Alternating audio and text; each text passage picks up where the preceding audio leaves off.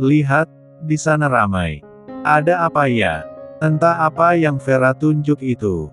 Yang jelas, ketika Kaira melihatnya, terdapat kerumunan orang di tengah aula acara pernikahan itu. Entah apa yang mereka kerumuni, sehingga membuat Kaira begitu penasaran. Ada apa di sana? Tanya Kaira pada Vera. Aku juga tak tahu Kai. Ayo kita lihat. Sebagai empunya acara, tentu hal mudah bagi Vera mengajak Kaira menyeruak ke depan barisan. Rasanya akan jadi obat sulit tidur jika sampai mereka tak melihat di balik kerumunan itu. Benar-benar ramai. Sebenarnya apa yang... Dek. Vera mendorong Kaira hingga ke depan barisan kerumunan itu. Dan ketika Kaira sampai di depan barisan, ia dibuat terkejut ketika melihat Kelvin tengah berlutut di hadapannya. Satu tangan memegang buket bunga, dan satu tangannya lagi membuka sebuah kotak kecil berisi cincin berlian yang terbuka.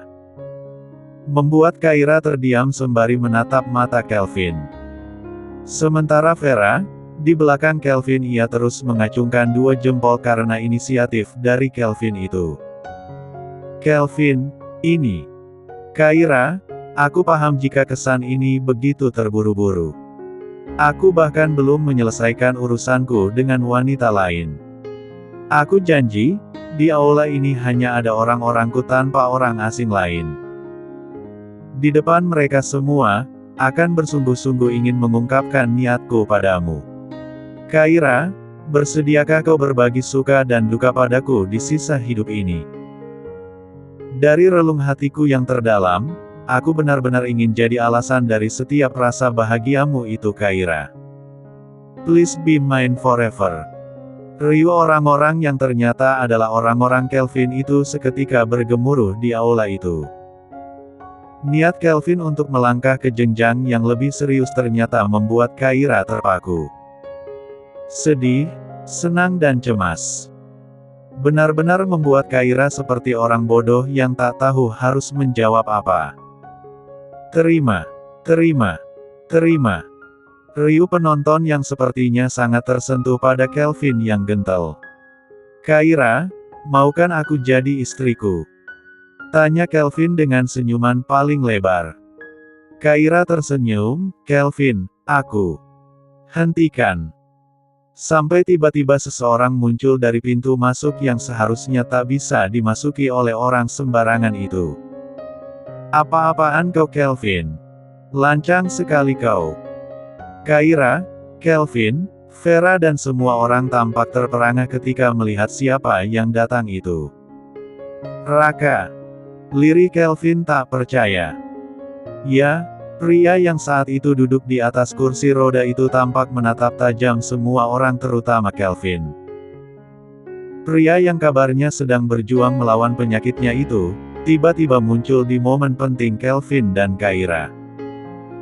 Pria yang setelah 6 bulan lebih itu tak terhembus kabarnya, tiba-tiba muncul dengan segala penolakannya. Apa kau tak sadar? Kaira itu istriku. Dek. Raka, bukannya kau masih dalam proses pengobatan? Kenapa muncul di sini? Tanya Kaira dengan mimik wajah bingungnya. Raka terlihat tersenyum, lalu menepuk-nepuk punggung tangga Kaira hingga Kelvin yang menyaksikan itu dibuat cemburu. Di sebuah ruangan privat, mereka bertiga akhirnya memutuskan untuk bicara. Mengakhiri semua hal yang memang harus diakhiri. Kaira melirik Kelvin yang terlihat menahan nafasnya di depan mantan suaminya itu. Ya, mantan suami.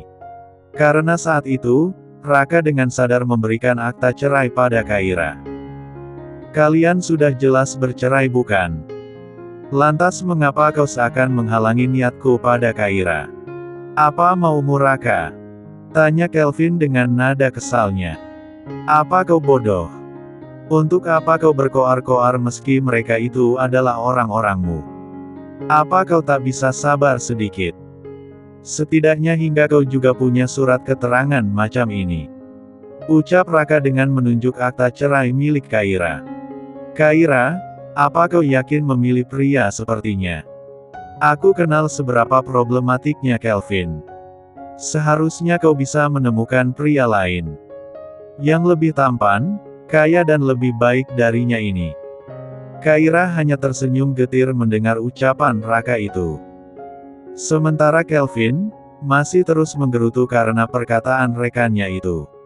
Raka, kau. SSSTTT. Kau ini berisik sekali. Aku sedang menunggu Kaira bicara padaku. Kau diamlah. Kelvin hanya bisa mendengus kesal. Memalingkan wajahnya ketika melihat Raka yang terus menatap lekat pada Kaira. Kaira, kau benar-benar mencintanya. Apa kau sudah memikirkannya dengan benar? Tanya Raka sekali lagi pada Kaira. Kaira mengangguk, lalu balik menepuk punggung tangan Raka yang masih terlihat begitu lemah itu. Aku tahu seperti apa Kelvin. Dia selalu baik padaku. Jadi kau jangan khawatir. Dia bukan pria yang aku salah pilih. Mendengar jawaban itu, dan melihat bagaimana ketenangan yang Kaira tunjukkan, tentu membuat Raka akhirnya menghela nafas dengan lega. Ya, kau sepertinya benar. Meski dia tak lebih tampan dariku, aku sangat yakin dia mampu melindungimu. Aku sudah tahu semuanya Kaira. Lalu, kenapa kau datang membuat keributan? Kau datang seperti punya maksud ingin membawa lari Kaira dariku. Kau yang mengantarkan akta cerai itu padanya bukan? Gerutu Kelvin, kesal. Kali ini Raka ganti menatap Kelvin lekat, terkekeh ketika menyaksikan wajah Kelvin yang memerah menahan amarah. Baiklah baik. Sekarang Kaira milikmu. Ucap Raka dengan membantu menaurkan tangan Kelvin ke tangan Kaira. Kelvin dan Kaira dibuat bingung dengan kelakuan Raka kali ini. Raka, kau. Aku senang jika melihat Kaira bahagia sobat. Dan aku juga sangat yakin jika kau akan menjaga Kaira dengan baik di masa depan. Kau harus janji padaku, jangan membuatnya menderita lagi. Jangan melakukan kesalahan yang pernah aku buat padanya di masa lalu. Kaira gadis yang baik. Dan pantas untuk bahagia. Raka. Ini. Kaira, maaf karena dulu aku selalu menyakitimu ya. Aku datang kemari selain untuk mengantarkan akta itu. Aku juga ingin melihatmu untuk yang terakhir kali. Apa? Kaira sampai dibuat tak bisa berkata-kata dengan perkataan yang Raka ucapkan tadi. Nyatanya penyakitku ini semakin menyebar Kaira. Dokter bahkan memintaku untuk segera menyiapkan pemakamanku sendiri. Dek. Kaira seketika terpaku. Begitu juga Kelvin yang sampai tak bisa berkata-kata apapun lagi. Sepertinya keadaan Raka di atas kursi roda itu, serta wajah pucat seperti mayat hidup, benar-benar menggambarkan apa yang baru saja Raka jabarkan. Jangan bersedih hei. Jangan mengasihaniku seperti itu. Setidaknya aku masih bisa menyaksikan hari bahagia kalian. Jadi sebaiknya kalian jangan menunda waktu lagi. Keburu aku jadi mayat ketika kalian menikah. Kalian tentu tak ingin aku mati penasaran bukan? Hahaha. Tawa Raka terdengar begitu renyah di telinga mereka berdua. Namun hal yang berkaitan dengan kematian, bukanlah hal yang bisa ditertawakan bukan? Jadi, apa aku setuju jika aku menikah dengan Kaira? Tanya Kelvin. Tentu saja. Dia sekarang milikmu Kelvin. Jadi jangan ragu lagi. Kelvin senang mendengarnya. Ia yang mengira Raka datang ingin membuat keributan, ternyata datang untuk memberikan restunya pada mereka. Takdirku dan Kaira sudah berakhir, sekarang kau bisa merajut takdirmu dengannya. Jaga dia untukku. Jika sampai kau menyakitinya, maka jangan salahkan aku jika nanti aku bangkit dari kubur dan menghantuimu Kelvin. Mata Kelvin tampak berkaca-kaca mendengar harapan dari Raka itu. Sehingga dengan cepat ia beranjak dari tempat duduknya untuk memeluknya. Grab. Itu adalah sebuah pelukan hangat dari Kelvin untuk Raka.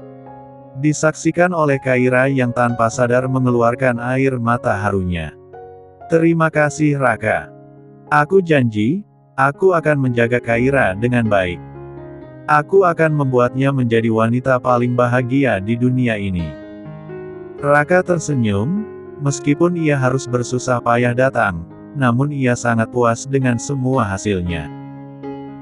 Melihat orang yang ia cintai bahagia dan menemukan pasangan yang tepat, adalah keinginan terakhir yang ingin ia dapatkan. Dan sepertinya Tuhan mengabulkan permohonannya itu. Sekarang, Tuan Putri di hatinya sudah menemukan pangeran impiannya. Sehingga pada akhirnya ia bisa mundur dengan senyuman yang melegakan. Kita harus pergi dari sini. Berita yang menyebar luas itu, tak baik untuk kesehatan mental Yovana sayang. Lirih Nyonya Tessa pada Tuan Rudolf. Video viral yang menghebohkan jagat maya, ketika dalam video itu Yovana beradegan panas dengan 3 pria tentu membuat Tuan Rudolf dan Nyonya Tessa sedih. Apalagi setelah kabar jika pengajuan perceraian sudah naik dan tanggal sidang sudah ditentukan, membuat Yovana terlihat begitu murung dan sering menangis tiba-tiba. Mental Yovana hancur lebur. Bercerai dengan Kelvin yang sangat ia cintai. Namanya tercoreng karena video panas yang viral. Kabar jika dirinya tak akan bisa punya anak di masa depan. Lalu kabar tentang hancurnya bisnis keluarga yang orang tuanya bangun. Seketika membuat Yovana memiliki mental yang sangat buruk. Bahkan orang-orang di rumah sakit itu sudah yakin jika wanita yang sebentar lagi akan dicampakkan oleh Tuan Muda Anggara itu kini gila. Sering menangis, melukai diri sendiri dan bicara sembarangan. Sayang, jawab aku. Bukankah selama kita pergi jauh dari kota ini, Kelvin bersedia membantu perusahaan kita? Kita masih punya kesempatan untuk bangkit sayang. Tuan Rudolf yang sedari tadi hanya menunduk lesu akhirnya mengangkat wajahnya. Menatap Yovana yang tengah meringkuk memeluk lutut di atas bangsalnya. Kalau begitu, besok kita segera pergi dari kota ini. Kita bangun kehidupan baru di tempat lain. Kita harus membuat Yovana pulih seperti dulu lagi. Nyonya Tessa memeluk Tuan Rudolf dengan perasaan lega. Mereka yang kini tak punya kuasa apapun, nyatanya harus tunduk di hadapan uang. Setidaknya jika uang menyertai, mereka masih punya harapan jika putri mereka akan sembuh dan ceria seperti dulu lagi. Meskipun tampak seperti orang gila, namun ketika tengah termenung, Yovana tentu masih memiliki akal. Ia masih ingat semua hal yang ia lakukan di masa lalu. Aku menyesal, benar-benar menyesal. Telah memisahkan dua orang yang saling mencintai hingga Tuhan menghukumku seperti ini. Biarlah aku menerima karma ini demi menebus semua salahku di masa lalu. Dan semoga saja, semua orang yang pernah aku sakiti, akan memaafkanku setelah semua rasa sakit ini. Gumam Yovana dengan tangisan yang mengiringi. 3 bulan kemudian. Kau sangat cantik sayang.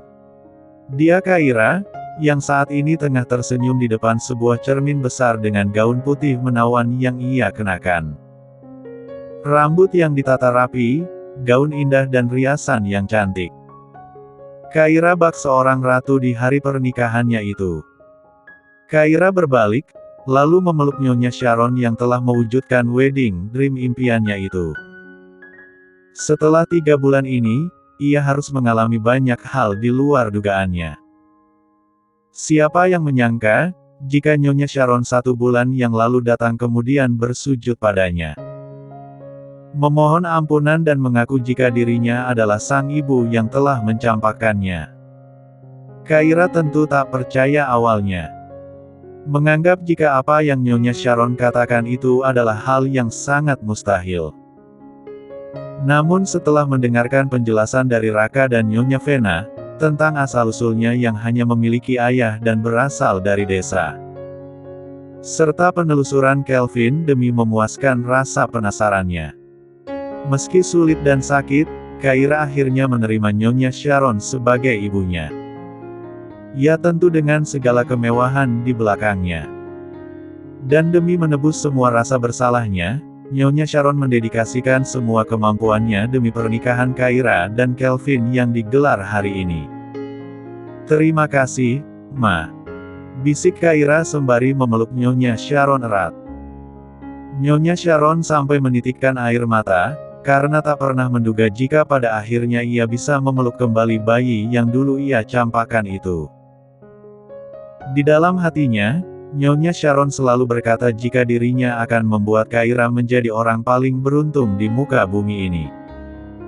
Beliau masih belum terlambat, menebus semua hutangnya sebagai seorang ibu. Dan di masa depan, beliau berjanji akan jadi garda terdepan untuk sang putri. Kaira, lihatlah. Apa kau marah padaku nantinya? Aku menggunakan tubuhmu ini untuk menikahi pria yang aku cintai. Ah ya, Raka sepertinya sudah sedikit percaya jika aku ini bukan dirimu. Terkadang dia bergumam, apakah di sana dia bisa bertemu denganmu atau tidak? Kaira, kau pasti akan jadi bidadari cantik untuk Raka bukan? Dia bahkan tak sabar menanti hari di mana dia bisa bertemu dan memelukmu di atas sana. Perihal ibumu, sejak dulu aku sangat ingin memiliki seorang ibu Kaira.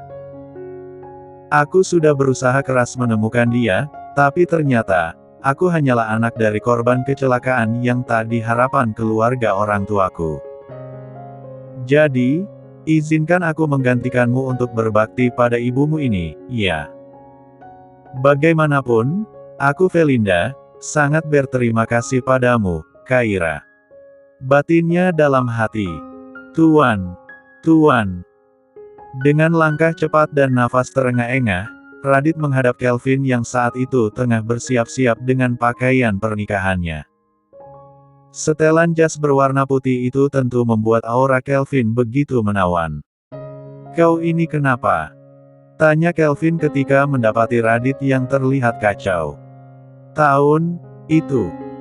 Kelvin memberikan sebotol air untuk membantu Radit supaya lebih tenang.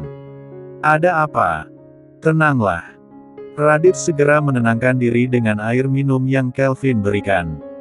Tuan, Nyonya Clara. Dia bunuh diri di penjara. Dek. Seketika Kelvin terpaku mendengar apa yang baru saja ia dengar. Bagaimana bisa? Nyonya, setelah hakim memutuskan hukuman 20 tahun penjara, pengacara yang mati-matian membelanya memilih mundur saat Tuan mengancamnya. Nyonya Clara sepertinya frustasi, apalagi Tuan tak pernah menanyakan kabarnya apalagi datang menjenguknya. Ditambah, Nyonya Clara sepertinya dianiaya oleh narapidana lain karena kasusnya yang cukup viral itu Tuan. Anda tahu sendiri basic penggemar Nona Felinda bukan? Terang Radit berusaha menjelaskan kronologi sejelas-jelasnya. Kau yakin dia bunuh diri? Tanya Kelvin. Itu. Ya sudah, kau atur saja mayatnya. Kuburkan dia di pemakaman umum. Aku akan menjenguknya nanti. Tuan yakin Nyonya dimakamkan di pemakaman umum? Lalu di mana? Dia sama sekali tak pantas dimakamkan di pemakaman keluarga. Sudah, jangan merusak hari bahagiaku. Lagipun, aku sudah memutuskan hubungan ibu dan anak dengannya. Baik, Tuan. Saya akan melakukan seperti yang Anda inginkan. Bukankah selalu ada pelangi setelah adanya badai? Pelangi setelah badai, digadang banyak orang adalah pelangi paling indah yang pernah mereka lihat. Pelangi dengan 7 warna itu, selama melambangkan setiap warna takdir yang digariskan pada manusia. Cinta, kesehatan, kekayaan, kemakmuran, dan sebagainya. Warna-warna itu, begitu cantik dengan segala keindahannya. Hari ini, seorang wanita tangguh telah menemukan pelangi terindahnya. Semua garis takdir yang tak sempat ia dapatkan di kehidupan lalu, hari ini ia dapatkan. cinta, kasih sayang, orang tua, kehormatan, ia mendapatkan segalanya. Berkat kegigihannya, ia kini menjelma menjadi putri cantik di pelukan pangerannya. Duduk bak raja dan ratu di singgasana kebahagiaan.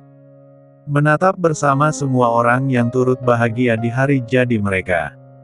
Bahkan demi mengekspresikan rasa bahagia mereka.